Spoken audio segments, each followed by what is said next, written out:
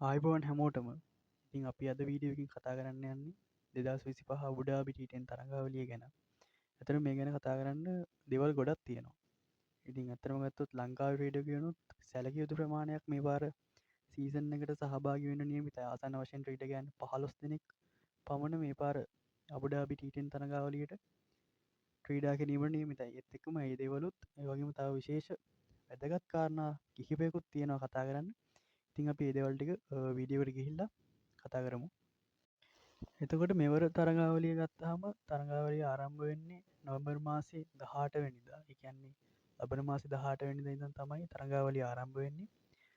තරඟාවලිය 18 වෙනිදා ආරම්භ වෙලා නොවැම්බර් මාසේ 30 වෙනිදා වෙනකල් දින 12කට ආසන්න සංඛ්‍යාවක් පුරා තරඟාවලිය පැවැත්වීමට නියමිතයි.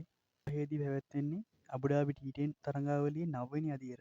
ඒ කියන්නේ 9 වෙනි සීසන් එක තමයි මේ පාර පැවැත්වීමට නියමිත වෙලා තියෙන්නේ. එතකොට එහෙම බලපුවහම මේ අබුඩාබි T10 කියන්නේ ඇත්තටම සාමාන්‍යයෙන් ටිකක් පරණ ලීග්යක්. ඒ කියන්නේ අවුරුදු 10ක් 9කට ආසන්න අවුරුදු ගානක් පරණ ලීග්යක් තමයි මේ අබුඩාබි T10 කියලා කියන්නේ. ඉතිහාසය ගැන පොඩ්ඩක් හොයලා බැලුවොත් එහෙම තරඟාවලියේ අපිට පේන්න තියෙන සාර්ථකම කණ්ඩායම විදිහට අපිට හඳුන්වන්න පුළුවන් වෙන්නේ ඩෙකෑන් ලැඩියටස් කණ්ඩායම. ඔවුන් තරඟාවලියේ ශූරතාවය තෙවරක් දිනා ගැනීමට සමත් වෙලා තියෙනවා.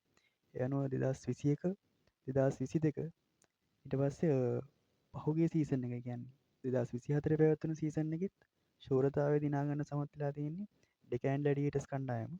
විශේෂයෙන්ම කණ්ඩායම 8ක් තරඟාවලියට එක් වෙනවා කියලා තමයි ඒගොල්ලෝ කියලා තියෙන්නේ. මේක විශේෂම කාරණේ තමයි මේ කණ්ඩායම් 8න් කණ්ඩායම් 5ක්ම අලුත් කණ්ඩායම්. ඒ කියන්නේ සමහර කණ්ඩායම් වල නම් හිමිකාරීත්වය වෙනස් වීම මත අර නම වෙනස් වෙලා තියෙනවා. ඒ වගේම අලුතෙන්ම තරඟාවලියට එක් වෙන කණ්ඩායම් කිහිපයකුත් අපිට පේන්න තියෙනවා මෙවර තරඟාවලිය ගත්තම. අජ්මන් ටයිටන්ස් කියලා කණ්ඩායමක් ඇවිල්ලා තියෙනවා. ඒ වගේම විස්ටා රයිඩර්ස් කියලා කණ්ඩායමක් ඉන්නවා. තව රොයල් චෑම්ප්ස් ඒ වගේම ඇස්පින් ස්ටැලියන්ස් කියලත් අලුත් කණ්ඩායම් දෙකක් එකතු වෙනවා. තරඟාවලියට අදාළ ප්ලේයර් ඩ්‍රාෆ්ට් එක පසුගිය 18 වෙනි සෙනසුරාදා තමයි පැවැත්වුණේ. එතකොට මේකේ මේ ලෝක මට්ටමේ ක්‍රීඩකයන් වගේම ගොඩක් ක්‍රීඩකයන් කණ්ඩායම් වලට තෝරාගත්තා. ඒ අතර ලංකාවේ ක්‍රීඩකයන් 14 දෙනෙකුට ආසන්න ප්‍රමාණයක්. ඒ කියන්නේ මෙවර තරඟාවලියේ ලංකාවේ ක්‍රීඩකයන් විතරක් ඉන්නවා 15කට ආසන්න ප්‍රමාණයක්. එතකොට අපි ක්‍රීඩකයෝ දිහා බැලුවොත් එහෙම ඇන්ජලෝ මැතිව්ස්, නිරෝෂන් ඩික්වැල්ල, ඒ වගේම ඉසුරු උදාන කියන ක්‍රීඩකයන් නියෝජනය කරන රොයල් චෑම්ප්ස් කණ්ඩායම. එතකොට මේකේ විශේෂ දෙයක් විදිහට අපිට පේන්නේ නිරෝෂන් ඩික්වැල්ල. නිරෝෂන් ඩික්වැල්ලට chance එකක් ඇවිල්ලා තියෙනවා කාලෙකට පස්සේ ලීග් තරඟාවලියක් ක්‍රීඩා කරන්න. ඒ වගේම බානුක රාජපක්ෂ, දිල්ෂාන් මදුශංක වගේ ක්‍රීඩකයෝ විස්ටා රයිඩර්ස් කණ්ඩායම වෙනුවෙන් ක්‍රීඩා කරන්න නියමිතව ඉන්නවා. ඒ වගේම මේ පාර T10 තරඟාවලියේ ලංකාවේ ක්‍රීඩකයෝ වැඩිම ප්‍රමාණයක් ඉන්න කණ්ඩායම තමයි නොදර්න් වොරියර්ස් කියලා කියන්නේ. එතකොට නොදර්න් වොරියර්ස් කණ්ඩායමේ ලංකාවේ ක්‍රීඩකයෝ 4 දෙනෙක් ඉන්නවා. දිනේෂ් චන්දිමාල්, ඒ වගේම හිටපු ලංකාවේ ප්‍රහාරාත්මක ප්‍රතිකරු තිසර පෙරේරා, ඒ වගේම අසිත ෆර්නෑන්ඩෝ, ඒ වගේම ප්‍රභාත් ජයසූරිය යන ක්‍රීඩකයන් 4 දෙනාම ඉන්නේ නොදර්න් වොරියර්ස් කණ්ඩායමේ. ඒ වගේම අවිෂ්ක ප්‍රනාන්දු සහ බිනුල ප්‍රනාන්දු දෙන්නම නියෝජනය කරන්නේ ඇස්පින් ස්ටැලියන්ස් කණ්ඩායම. ඒත් එක්කම විශේෂයෙන්ම ලහිරු කුමාර ක්‍රීඩා කරන්න නියමිතයි ඩෙකෑන් ලැඩියේටර්ස් කණ්ඩායමට. එතකොට ওই විදිහට තමයි ලංකාවේ ක්‍රීඩකයන් 14 දෙනා මේ කණ්ඩායම 8 අතර බෙදලා ගිහිල්ලා තියෙන්නේ. එතකොට ඇත්තටම අපි මේ දැන් කතා කරපු ක්‍රීඩකයෝ මේ ලීග් තරඟාවලියට තේරිච්ච එක එච්චර විශේෂයක් නෑ. මොකද ඔවුන් ජාත්‍යන්තර වරම් හිමි කරගත්ත ක්‍රීඩකයෝ. ඒ වගේම බොහෝ කාලෙක ඉඳන් ලීග් තරඟ ක්‍රීඩා කරන ක්‍රීඩකයෝ. ඉතින් ඒකේ එච්චර ලොකු විශේෂත්වයක් නෑ.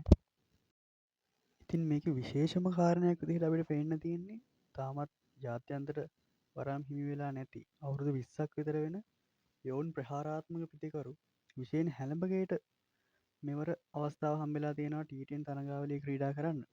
ඉතින් ඔහු ක්‍රීඩා කිරීමට නියමිතලා තියෙන්නේ රොයල් චෑම්ප්ස් කණ්ඩායම වෙනුවෙන්. ඇත්තටම ඔහුට මේක මේ තාම හොඳ අවස්ථාවක් තමන්ගේ දක්ෂතාව පෙන්වන්න, තමන් හොඳට පර්ෆෝම් කරන්න ඔහුට මේක හම්බෙන හොඳ අවස්ථාවක් විදිහට අපිට කියන්න පුළුවන්. ඒ වගේම අනිත් විශේෂම කාරණය තමයි ඇන්ජලෝ මැතිව්ස්, ඒ වගේම විශේෂයෙන් හැලඹගේ බානුක රාජපක්ෂ වගේ ක්‍රීඩකයෝ ගත්තම ඔවුන් අර අපේ මේ ළඟදි නම් කරපු 22ක යුක්ත ලෝක කුසලාන සංචිතේ T20 සංචිතයේ නම් තිබ්බ ක්‍රීඩකයෝ. ඉතින් ඔවුන්ට මේක හොඳ අවස්ථාවක් තමන්ගේ පර්ෆෝමන්ස් පෙන්වන්න. ඒ වගේම අනිත් විශේෂම කාරණේ තමයි T10 තරඟාවලිය නොවැම්බර් මාසේ 30 වෙනිදා අවසන් වෙනවා. ඒත් එක්කම දෙසැම්බර් මාසේ 1 වෙනිදා වගේ ඉඳන් ලංකා ප්‍රීමියර් ලීග් එහෙම නැත්නම් LPL තරඟාවලිය ආරම්භ වීමට නියමිතයි. ඉතින් මේ ක්‍රීඩකයන්ට ඇත්තටම හොඳ අවස්ථාවක් තමන්ගේ ෆෝම් එකට රිදම් එකට මේ ලීග් තරඟාවලිය වලින් නැවත එන්න. ඉතින් ඒක අපේ ජාතික කණ්ඩායමට ඉතා හොඳ අවස්ථාවක් විදිහට තමයි අපිට පේන්න තියෙන්නේ. ඉතින් ඔන්න ඔය දේවල් ටික තමයි ඇත්තටම T10 ගැන කියන්න තියෙන්නේ. ඒත් එක්කම කියන්න ඕනි channel එකත් එක්ක හැමෝම ට්‍රික් ටයිම් එක්ක එකතු වෙන්න, channel එක subscribe කරන්න. විශේෂයෙන්ම මේක කියන්න ඕනි අලුත් channel එකක් තාම. ඒ වුණාට හොඳ content ඉස්සරහට බලා ගන්න පුළුවන්. ඉතින් channel එක subscribe කරලා bell icon එකත් click කරලා තියාගන්න. මොකද ක්‍රිකට් කියන්නේ සාමාන්‍යයෙන් ඉක්මනට වෙනස් වෙනවා, අලුත් news එනවා ඉක්මනට. ඒකට ඒවා දැනගන්න channel එක subscribe කරලා bell icon එක tap කරලා තියාගන්න. එහෙනම් අපි ඊළඟ වීඩියෝ එකකින් හම්බෙමු. හැමෝටම සුබ දවසක්.